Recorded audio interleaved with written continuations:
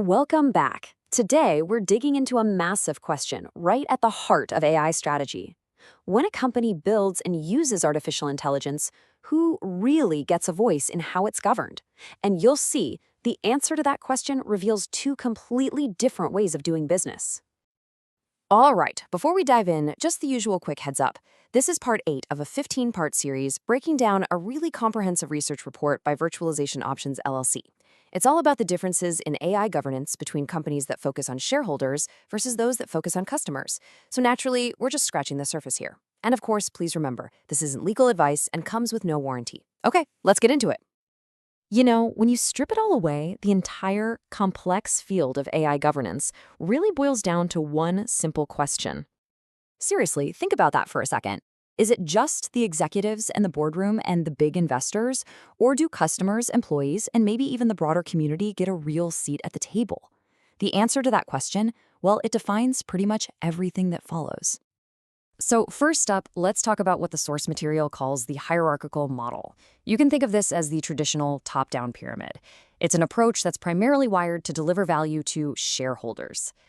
What's so telling about this model is how it handles the flow of information. All the power, all the important communication, it's concentrated right at the very top. For everyone else, customers, employees, the public, the channels to talk back are very structured and, frankly, often very limited. So what does this feel like if you're a customer? Well, it's pretty transactional. You get notified about policy updates or changes to the terms of service. And sure, your feedback might get collected in a survey, but then it's filtered, it's aggregated, and it's summarized before anyone important sees it.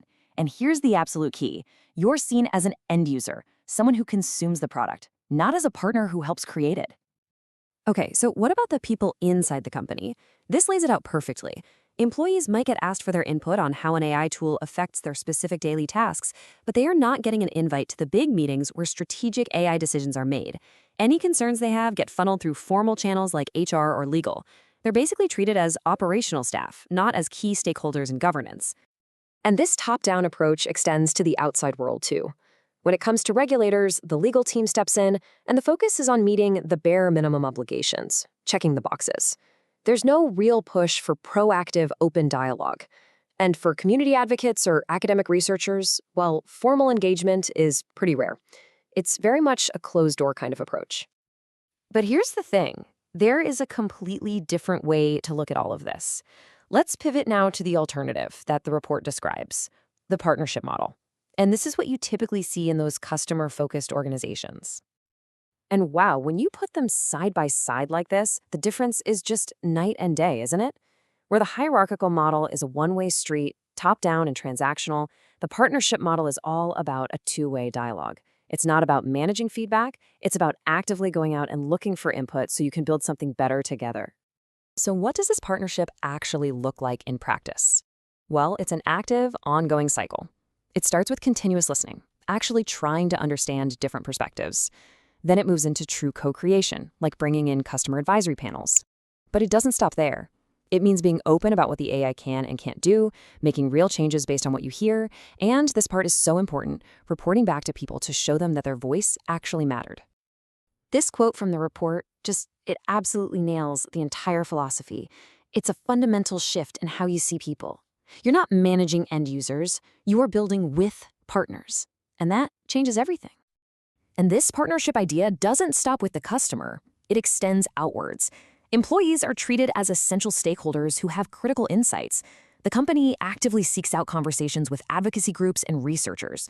They might even build multi-stakeholder ethics committees to make sure diverse viewpoints are baked into the strategy from the start. It's all about building a broad coalition of trust. So what we're really looking at here is a major governance divide. These aren't just slightly different tactics we're talking about. These are two completely different worlds, two totally different philosophies on how you engage with people. This table is really the perfect summary of the whole thing. It all comes down to the goal, right? In the hierarchical model, the goal is to satisfy your obligations and manage your risk. But in the partnership model, the goal is to co-create value and build lasting trust. One sees customers as end users to be managed, the other sees them as partners in development. And that leaves us with this final, really critical question for any leader trying to navigate the age of AI. Which of these two models do you think builds more durable, more sustainable value over the long haul? The closed-off, efficient fortress, or the open, sometimes messy, collaborative forum? It's a choice every single organization has to make.